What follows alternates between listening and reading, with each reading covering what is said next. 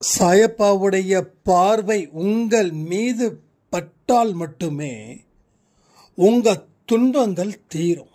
ஆனா இங்க பல பேருக்கு அவருடைய பார்வை படவே இல்லை. 10 வருஷத்துக்கு அப்புறம் நீங்க சந்தோஷமா இருப்பீங்க அப்படின்னு யாராவது சொன்னாங்கன்னா அது உண்மை இல்லை. நீங்க நினைச்சீங்கன்னா அடுத்த ஒரே நாளில் அந்த சந்தோஷத்தை பெற முடியும். அதுக்கு ஒரு ஸ்ட்ராங் எவிடன்ஸ் இந்த பதிவில் இருக்குது. அப்ப கடவுளோட பார்வை யார் மீது படும்? அப்ப யார் மீது படல? இப்போ கடவுளோட பார்வை என் மீது படல, என் மீது படணும் அப்படின்னு நினைக்கிறவங்க என்ன பண்ணணுன்றதையும் அந்த பதிவில் இருக்குது. ஸோ ஒரு எக்ஸலண்டான ஒரு லைஃபை கடவுள் கொடுக்குறாரா இல்லையா, இல்லை இதோட நம்ம கதி முடிஞ்சிடுச்சா, அதுவும் இந்த பதிவில் இருக்குது. எல்லாமே தெரிஞ்சும் நம்ம ஏன் இப்போ வரைக்கும் ஒரு கல்லு மாதிரி உட்கார்ந்துட்டு இருக்கோம்? அதற்கு உண்டான காரணம் என்ன? வாழ்க்கையை பார்த்தாவே கிடுகிடு கிடுகிடுன்னு கை காலெல்லாம் நடுங்குது. இதை நிறுத்த முடியாதா? உங்களை பார்த்தாவே வெறுப்பும் ஒரு கோபமும் ஏன் வருது? எதுக்கு வருது?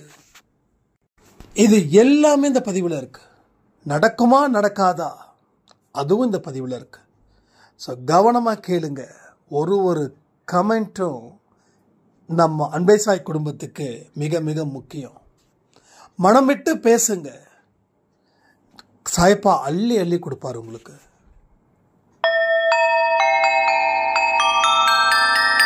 ஓம் சாயிரா சாயிரா, ஓம் சாயிரா சாயிரா, ஓம் சாயிரா சாயிரா, அன்பே சாயிரா, பேரன்பே சாயிரா, அகிலம் தளிக்க ஆத்மா விழிக்க அனுதினம் சாயிரா, எங்கள் அன்பே சாயிரா.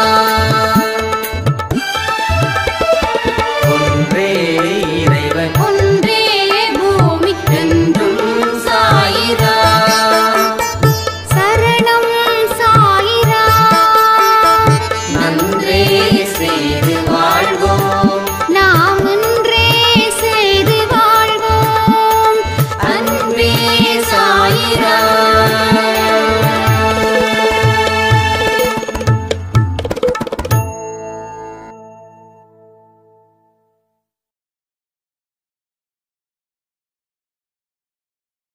சாயிரா. என் உயிரின் உயிரானவர்களே, புரிதல் இல்லாத வாழ்வு நரகமே. கடவுள் கொடுத்திருக்கக்கூடிய எல்லா விஷயத்தையும் நல்ல காரியத்துக்கு பயன்படுத்துகிறோமா? ஒரு நாளையும் நம்முடைய நல்ல எண்ணத்தின்படி கழிக்கிறோமா? கடவுள் கண்ட அதிசய மனுஷனா நாம வாழ்வோமா? உண்மையிலேயே கடவுளுக்கும் மனுஷனுக்கும் இருக்கக்கூடிய கனெக்டிவிட்டி, கடவுளுடைய பார்வையில் மனுஷன் எப்படி இருக்கணும், இதை எல்லாத்தையும் பத்தி தான் இந்த பதிவு. ஏன்னா இதை பேஸ் பண்ணி நிறைய சாயிரா என்கிட்ட கேட்டாங்க. இன்னும் சில சாயிராம் கேள்வி பதிலில் என்னுடைய கேள்வி வரணும் அப்படின்னும் ஆடியோ கொடுத்துருந்தாங்க. ஸோ கண்டிப்பாக கேள்வி பதில் சாய் 365 தினமும் 3 மணிக்கு நாம் ஷார்ட்டாக ஆடியோ கொடுப்போம். கேள்வி பதிலில் எந்த அளவுக்கு நீங்கள் கேள்விகள் கேட்குறீங்களோ அந்த அளவுக்கு வாழ்க்கையில் சூப்பராக செமையாக ஒரு வாழ்க்கையை நீங்கள் வாழ போறீங்க. உங்கள் நேரமும் உங்கள் காலமும் கூடி வரும்போது இது எல்லாமே நடக்கும். அப்போ எத்தனை பேருக்கு கேள்விகள் கேட்கணும், நிறைய சந்தேகங்கள் தீரணும் அப்படின்னு நினைக்கிறீங்கன்னு கமெண்ட் பண்ணுங்க.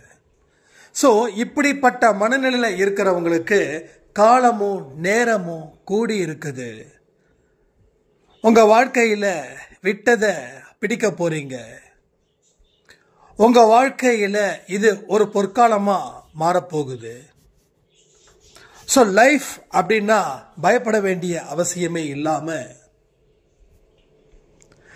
இன்னும் வாழணுன்ற ஆசையும் இனி வருங்காலத்தில் நடக்க போகுது.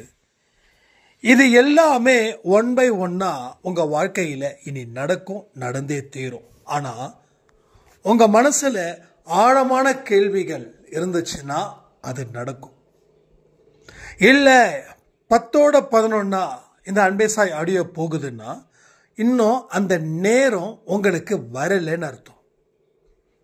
அப்போ வராத நேரத்தை நம்ம ஃபீல் பண்ணக்கூடாது, வர வைக்கணும், வர வைக்கணும். இது வரைக்கும் சாயப்பா உங்கள் மீது பார்வையை வைக்கல, அவர் பார்வையை படுற மாதிரி நம்ம நடந்துக்கணும். ஒரு சின்ன உதாரணம் சொல்லுறேன். நம்ம வீட்டு குழந்தைங்க பாப்பாலாம் இருக்கும். நீங்க அந்த குழந்தை மேல பாசம் வச்சிருப்பீங்க, நிறைய விளையாடுவீங்க. திடீர்னு உங்க வீட்டில் ஒரு ரிலேட்டிவ் வராங்க. அவங்க அவங்களுடைய குழந்தையையும் கூட்டிட்டு வராங்க. ஸோ உங்க குழந்தைக்கும் அவங்க குழந்தைக்கும் கிட்டத்தட்ட ஒரே வயசு வித்தியாசம், ஒரே வயசு தான் இருக்குது, பெரிய வயசா கூட இல்லை. அப்போ நீங்க அந்த குழந்தைய கொஞ்சும் போது இந்த குழந்தை ஏக்கமா பார்க்கும். ரெண்டாவது, உங்க குழந்தை ஒரு கஷ்டம் எப்படின்னா, வந்த குழந்தைகிட்ட அம்மா பேசுறாங்களே ஆனா என்கிட்ட பேசலையேன்னு சொல்லி கவனத்தை உங்க மீது வைக்கிறதுக்கு அது பல விஷயங்களை செய்யும். அப்ப நாம என்ன பண்ணுவோம், நம்ம குழந்தைய எடுத்து கொஞ்சம் பேசுவோம், மறுபடியும் அந்த குழந்தை போயிடும். அப்ப கவனத்தை ஈர்க்கிறது அந்த குழந்தையோட வேலை, அது யாரும் சொல்லி கொடுக்கல. அதே போல சாயப்பாவும் நம்ம மீது கவனத்தை வைக்கணும்னா நாம நிறைய விஷயங்களை செய்யணும். அதெல்லாம் செய்யும் போது ஆட்டோமேட்டிக்கா அவர் நம்ம மீது கவனத்தை வைப்பார். அதுக்காக உட்காந்து அழுவணுமா, அதுக்காக உட்காந்து பிரார்த்தனை செய்யணுமா? அதாவது கவனத்தை வைக்கிறதுக்காக நான் அழுதேன் அப்படின்னா கடவுளுக்கு தெரியும். பிரார்த்தனையின் மூலமா கண்டிப்பா அவரோட கவனம் உங்க மேல திரும்பும். அது 100க்கு 100 உண்மை. அடுத்த கவனம் எப்படி தெரியுமா வரும்? அடுத்தவன் உங்களுக்கு கெட்டதே செஞ்சாலும் நீங்க அவன் நல்லா இருக்கணும் அப்படின்னு நினைக்கக்கூடிய மனோபாவம் இயற்கையா உங்களுக்கு வர ஆரம்பிச்சிடுச்சுன்னா அவருடைய கவனம் உங்கள் மீது வந்துடும். ஆனா அது இயற்கையா வரணும், அந்த அளவுக்கு மனம் பக்குவப்படணும். அப்ப மனசுல பக்குவப்படணும்னா நல்ல சிந்தனைகள் தானே, எல்லாமே எண்ணங்கள் தான். எண்ணங்கள் தான் ஒரு மனுஷனுடைய உருவத்தை கொடுக்குது. நீ கருப்பா இருக்கியோ, வெள்ளையா இருக்கியோ, குட்டையா இருக்கியோ, நெட்டையா இருக்கியோ, கை கால் இருக்குதோ இல்லையோ, நீ பார்க்கறதுக்கு கேவலமா இருக்கிறியோ இல்ல பார்க்கறதுக்கு பளிச்சுன்னு இருக்கிறியோ, நீ பேசக்கூடிய விதத்தால தான் மற்றவர்கள் உன் மீது அன்பு வைக்கிறாங்க. தோற்றங்கள் வேணா அப்பியரன்ஸ் நல்லா இருக்கலாம், அப்பியரன்ஸ் நல்லா இருக்குதுன்னு வில்லத்தனமா இருந்தா உங்களை விட்டுட்டு போயிடுவாங்க, வெறுத்துருவாங்க. தோற்றம் மோசமா இருந்தாலும் ஆரம்பத்தில் அக்செப்ட் பண்றதுக்கு கஷ்டமா இருக்கலாம். ஆனா உங்க எண்ணங்கள் அவங்கள இன்னமும் உங்க மேல அன்பையும் அக்கறையும் பொழிய வைக்கும். அப்போ உருவத்தை தாண்டி எந்த எண்ணங்கள் வெளிப்படுத்தி அந்த எண்ணங்கள் மூலமா நம்ம சொல்லும் நம்ம செயலும் இருக்குதோ அதுதான். அப்போ இப்படி நம்ம வாழ்க்கைய வாழும்போது கடவுள் நம்ம மீது கண்ணு வைக்கிறார். அப்போ என்னடா அது நேற்று வரைக்கும் இப்படி, இன்னைக்கு கொஞ்சம் கொஞ்சமா சேஞ்ச் ஆயிட்டே இருக்கே இந்த பையன் இந்த பொண்ணு. அதாவது 90 வயசா இருந்தாலும் அவருக்கு நம்ம பொண்ணு தான், 90 வயசா நாம இருந்தாலும் அவருக்கு பையன்தான்.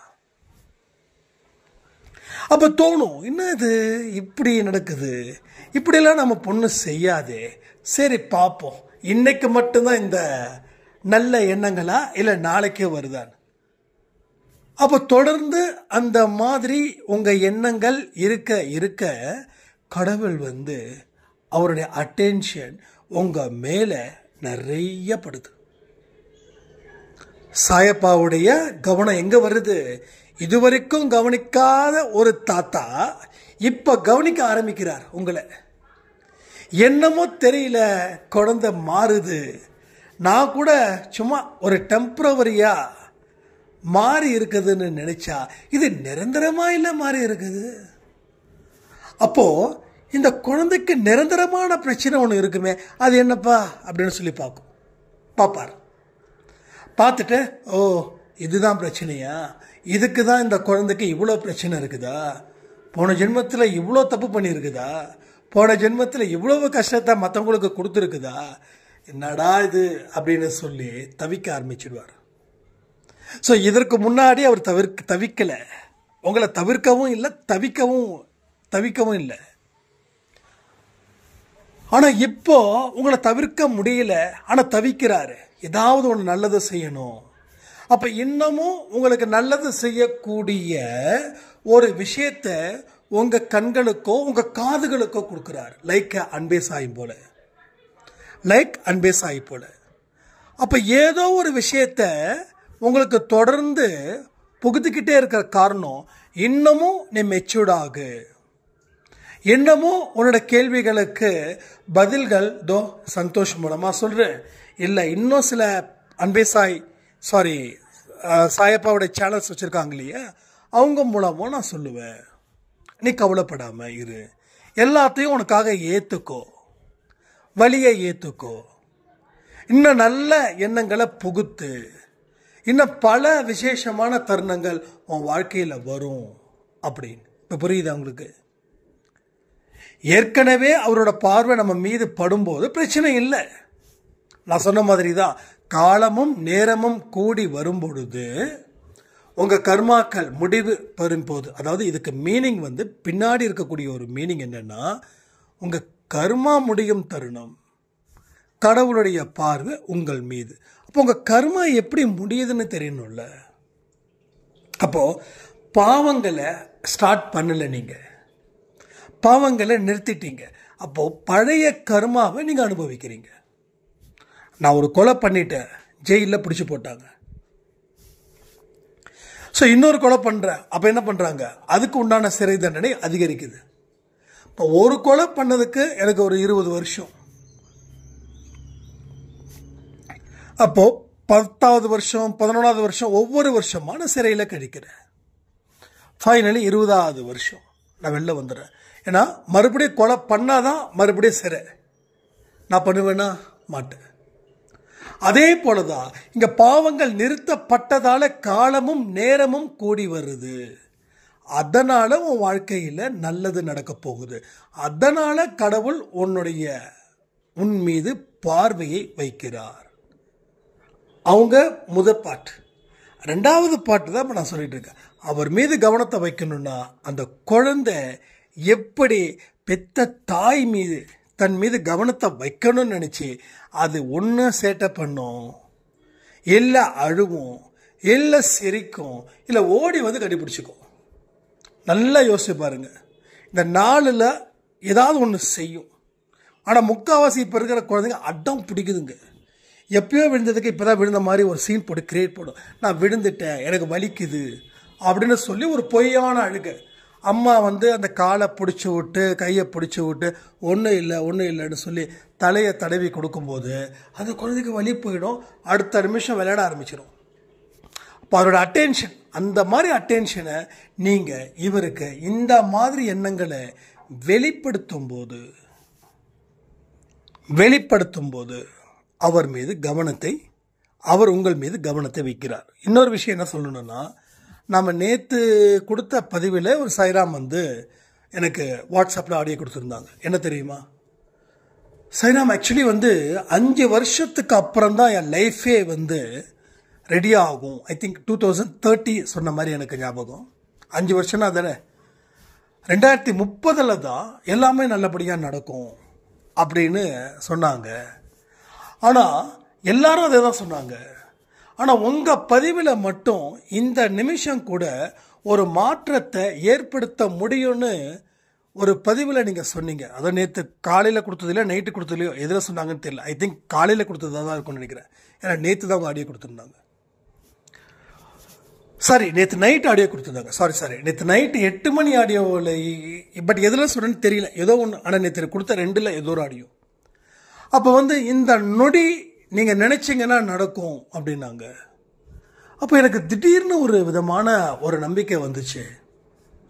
நம்பிக்கை வந்ததுக்கப்புறம் கிட்டத்தட்ட 2 வருஷமாக என்னுடைய அன்பானவர் என்கிட்ட பேசவே இல்லை. நான் செய்த ஒரு சின்ன தப்புக்காக என்னை விலக்கி வச்சுட்டாரு. அன்னையில் இருந்து என்னோட மனசில் ஒரு ஆழமான அழுத்தம், துன்பம், என்னால் எதுவுமே செய்ய முடியல. அந்த ஆடியோ கொடுத்து முடிச்சதுக்கப்புறம் நான் சாயப்பாட்ட ப்ரே பண்ணேன். இந்த நொடி கூட மாற முடியும் அப்படின்னு சொல்கிறாங்க. இது உண்மை, 100% நான் நம்புகிற சாயப்பா அப்படின்னு சொல்லி என்னோட ஃபோனை எடுத்தா என்னுடைய அன்பானவர் எனக்கு வாட்ஸ்அப்பில் மெசேஜ் பண்ணியிருக்காரு. அந்த மெசேஜ் அவ்வளவு என் மேலே எவ்வளவு அன்பாக இருந்தாரோ அதே அன்போடு தான் நான் இருக்கேன். ஆனால் நீ செய்த தப்பை என்னால் ஏற்றுக்க முடியல, உன்னை விட்டு இருக்க முடியாது. ஆனாலும் உன் மீது எனக்கு கோபம் இருக்குது. கொஞ்ச நாளில் சரியாயிடுவேன். நானே உன்னை தேடி வருவேன். அது வரைக்கும் எனக்கு கால் பண்ணாத, மெசேஜ் பண்ணாத, சாட் பண்ணாத, என்னை காண்டாக்ட் பண்ண எந்த முயற்சியும் பண்ணாத. 2 வருஷமாக அந்த ஒரு வார்த்தைக்காக நான் காத்திருந்தேன். அது நேற்று கொடுத்த பதிவில் முடிஞ்சதுக்கப்புறம், நான் ப்ரே பண்ணதுக்கப்புறம், என்னோட வாட்ஸ்அப்பில் போய் நான் சாட் பண்ணும்போது, வாட்ஸ்அப் போகும்போது அது எனக்கு தெளிவாக இருந்தது. ஸோ அன்பேசாய் ஆடியோ ஒவ்வொரு மனுஷங்களுடைய மனசு எப்படிப்பட்டதா இருக்குதோ அதற்கு தகுந்த மாதிரி அது வாழ்க்கையில் உதவி செய்யுது. நாம தப்பே பண்ணல, ஒரு பிரிவு பிரிஞ்சிருச்சுன்னா அதை நினைச்சு ஏங்கிறது தப்பு. ஆனால் நம்ம தப்பு பண்ணியிருக்கோம், அந்த தப்பு பண்ணதால தானே இந்த உறவு போயிடுச்சுன்னு நினைச்சு இருக்கும்போது அந்த வலி இருக்கும், இல்லாமல் இருக்காது. எல்லாருக்கும் அந்த வலி இருக்கும். அப்போ கடவுள் எந்த மாதிரி இம்மீடியட்டா பதில் கொடுக்கிறாரு? அப்ப யோசிச்சு பாருங்க, கடவுள் உங்கள் மீது கவனத்தை வைக்க மாட்டாரா என்ன? எல்லாரும் கமெண்ட் சொல்றீங்களா? எஸ், என் மீது கவனமா இருப்பார் நம்பிக்கையோட சொல்றீங்களா? என் மீது கவனமாக இனி இருப்பார். இது இருப்பார் அப்படின்னாவே இங்க நடக்குதுன்னு அர்த்தம், நடக்க போகுதுன்னு அர்த்தம். இதை நீங்க உறுதிப்படுத்த போறீங்கன்னு அர்த்தம். எப்படி உறுதிப்படுத்த முடியும்? நான் சொன்ன மாதிரி தான், உங்க வாழ்க்கையில இருக்கக்கூடிய நல்ல விஷயங்களை தேடி கண்டுபிடிச்சு அதை செய்யுங்க. பலனை எதிர்பார்த்து எந்த ஒரு நல்ல விஷயத்தையும் செய்யாதீங்க. ஒரு சாய்ராம் கேட்டாங்க, பலனை எதிர்பார்த்து எப்படிங்க செய்யாம இருக்கிறது? அதாவது இந்த அன்னதானம்லாம் சொன்னாங்க, அவங்க ஓப்பனாவே சொன்னாங்க. இப்போ எனக்கு 10 பேருக்கு சாப்பாடு போட்டால் எனக்கு அது புண்ணியமாக போகும் தானே நான் நினைக்கிறேன். அது எப்படி அதை பலனை எதிர்பார்க்காம செய்கிறதுன்னு எனக்கு புரியல அப்படின்னாங்க. அப்போது அவங்களுக்கு நான் பதில் அங்கே கொடுக்கல, ஏன்னா லேட் நைட்டால் அதை என்னால் ஆன்சர் பண்ண முடியல. அவங்களுக்கு சேர்த்து இந்த பதிலை கொடுக்குறேன், நல்லா புரிஞ்சுக்கணும். பசி இல்லாமல் நீங்கள் ஒரு நாள் இருங்க, பசி இல்லாமல் பசியோட ஒரு நாள் இருங்க, நாளைக்கு ஃபுல்லாக இருங்க. காலையில் சாப்பிடல, மதியானம் சாப்பிடல, சாயந்தரம் சாப்பிடல, நைட்டு சாப்பிடல. உங்களுக்கு சாப்பாடு இருக்குது, அது இருக்கிறத மறந்துடுங்க. அந்த பசி எவ்வளவுக்கு எவ்வளோ கொடுமையானது அப்படின்றத நீங்கள் கொடுக்குற அன்னதானத்தின் மூலமாக தெரிஞ்சுக்கலாம். அவ்வளோதான், சிம்பிள். பலனை எதிர்பார்த்து செய்கிறோன்னா நம்ம இதனால் வரைக்கும் பெரிய அளவில் பசி இல்லை. காலையில் சாப்பிடலைன்னா மிஞ்சி போனால் காலையில் சாப்பிடல, ஆனால் ஒரு டீயோ காஃபியோ குடிச்சிருப்போம். சரிங்க, அதுவும் இல்லை. மதியானம் ஒரு ஃபுல் கட்டு கட்டியிருப்போம். சரி, மதியானமும் சாப்பிட முடியல, ஒரு 4-4:30 மணிக்கு சாப்பிட்ருப்போம். அதுக்கு முன்னாடி தண்ணி போயிருக்கும், வடை போயிருக்கும், போண்டா போயிருக்கும், பழம் போயிருக்கும், டீ போயிருக்கும், காஃபி போயிருக்கும். ஒரு டீ குடித்தா ஒரு 2 மணி நேரத்துக்கு பசிக்காது, ஒரு காஃபி குடித்தா 3 மணி நேரத்துக்கு பசிக்காது. கரெக்டு தானே நான் சொல்கிறது? அப்போது பசியோடு இருந்து பார்த்தா அது வலி புரியும்.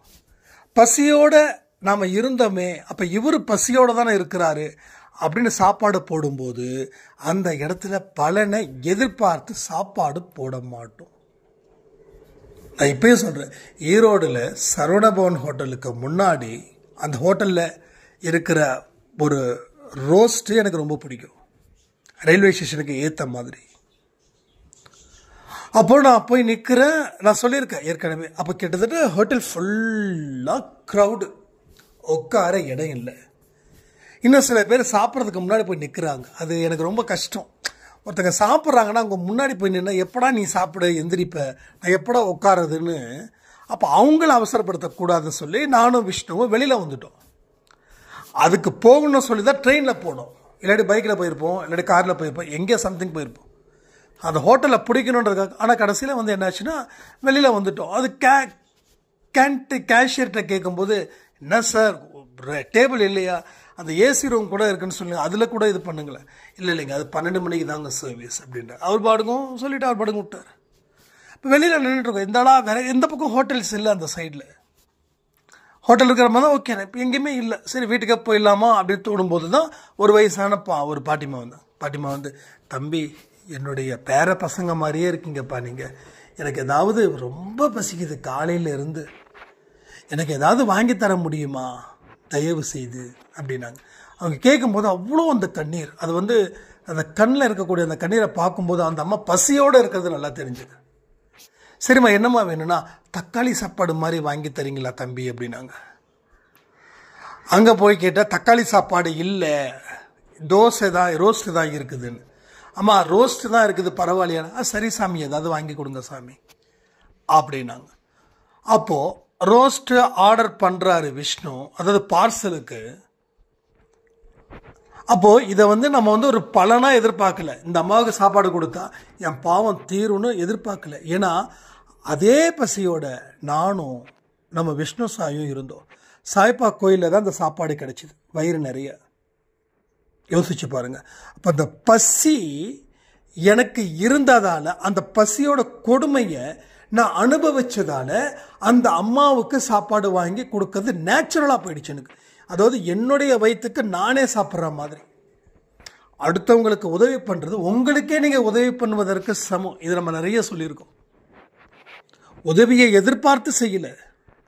அப்போ அந்த அம்மா சொல்லும்போது என்னுடைய பசி திந்தது, ரொம்ப பசி, பயங்கர பசி, என்னுடைய பசி திந்தது. அது எப்படி திந்துச்சு? அந்த அம்மாவுக்கு சாப்பாடு வாங்கி கொடுக்கும்போது. அப்போது சாப்பாடு வாங்கி கொடுக்க பார்சல் இடத்துல நிற்கிறாரு விஷ்ணு, நான் வெளியில் நிற்கிறேன். அந்த அம்மா என்கிட்ட பேசுகிறாங்க, நான் பேசிகிட்டு இருக்கேன். ரொம்ப நன்றிப்பா. அம்மா என் அம்மா நன்றி சொல்லிட்டு இருக்கீங்க, என் அம்மா மாதிரி நீங்கள் அப்படின்னா. ரொம்ப ரொம்ப நன்றிப்பா, ரொம்ப ரொம்ப நன்றி. எத்தனையோ போயிட்ட கேட்டேன் சாமி, யாருமே இந்த அம்மாவை பார்க்கல சாமின்னாங்க. நான் அப்போ கூட என்ன சொன்னேன், சரி விடுங்கம்மா, அவங்கவுங்க ஏதோ வந்து அவசரத்துக்கு போவாங்க, அவசரத்துக்கு வருவாங்க, சரி விடுங்க, அதனால் என்ன இருக்குது அப்படின்னு. இப்போ நம்ம பெருமையாக நம்ம நினைக்கல, பெருமையாக நினைக்கிற இடத்துல நம்ம இல்லை. அது என்ன இருக்குது பெருமையாக இருக்கிறதுக்கு? ஒருத்தவங்களுக்கு சாப்பாடு இல்லைன்னா சாப்பாடு கொடுக்கறது நம்ம கடமை. நம்ம தலைவர் அப்படி தானே சொல்லியிருக்காரு நம்ம சாயப்பா, அதானே நம்ம செஞ்சோம். உனக்கு பசிக்கும் போது நான் என்னுடைய கோயிலில் என்னுடைய இடத்துல உனக்கு சோறு போட்டேன், ஆனால் உனக்கு பசியோட ஒருத்தவங்களை அனுப்புகிறேன், நீ என்னடா உட்காந்து வக்கனையா கண்டுக்காம போகிற அப்படின்னு சொல்ல மாட்டாரு என்ன?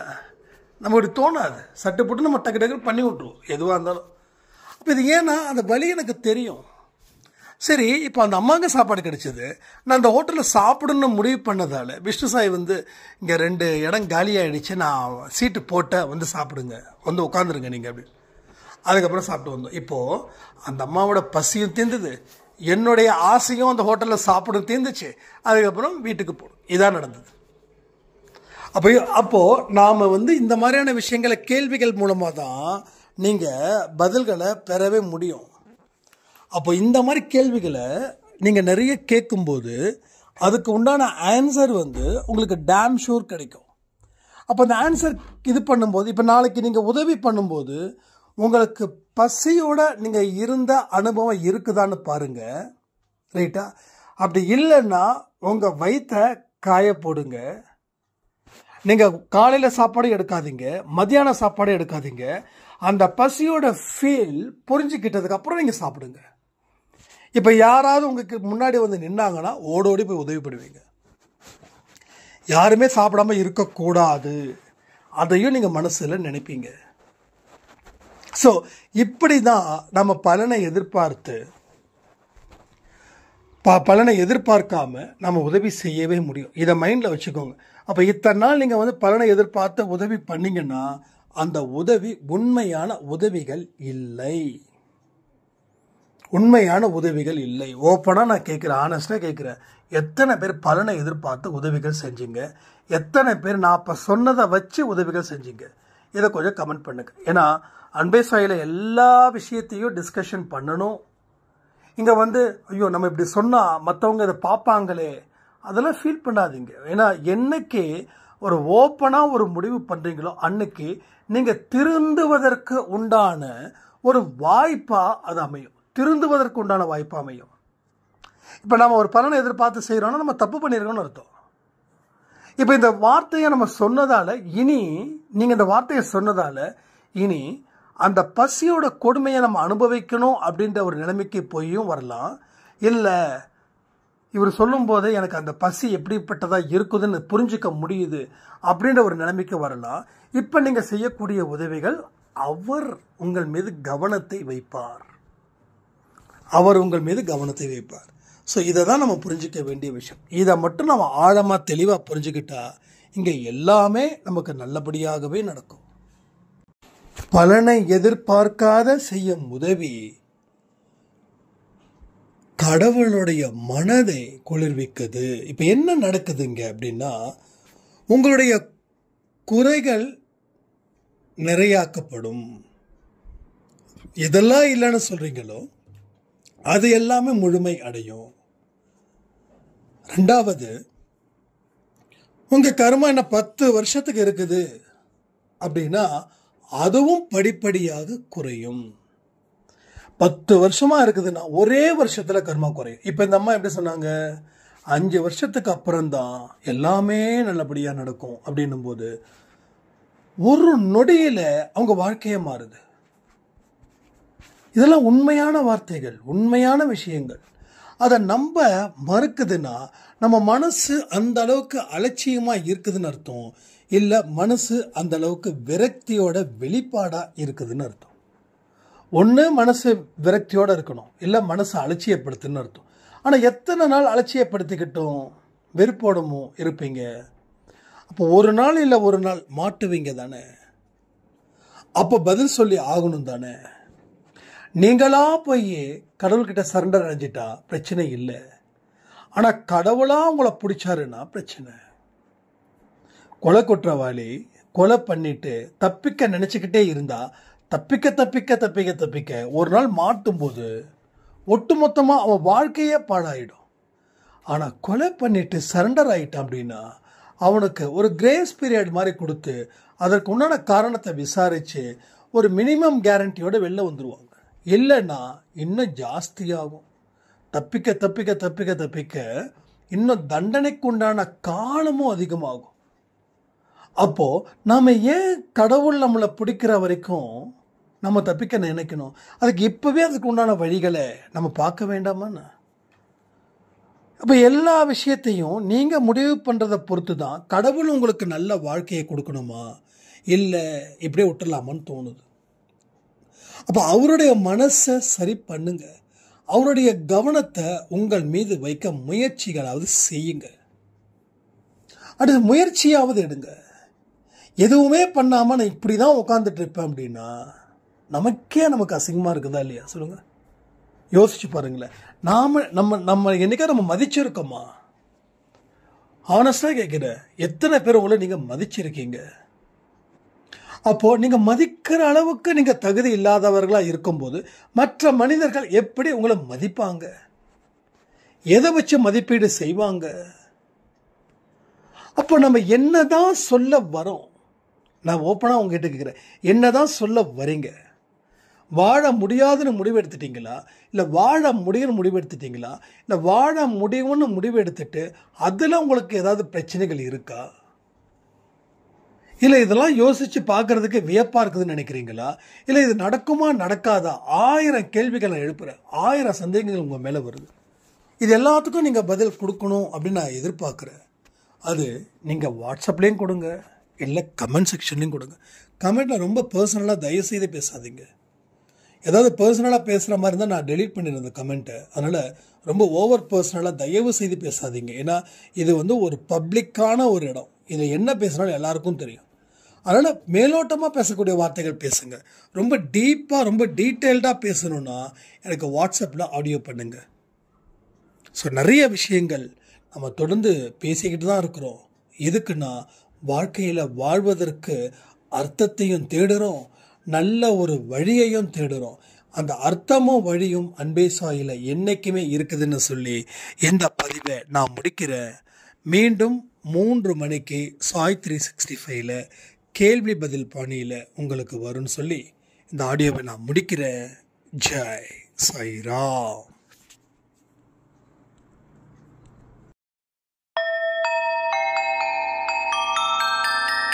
ஓம் சாயிரா.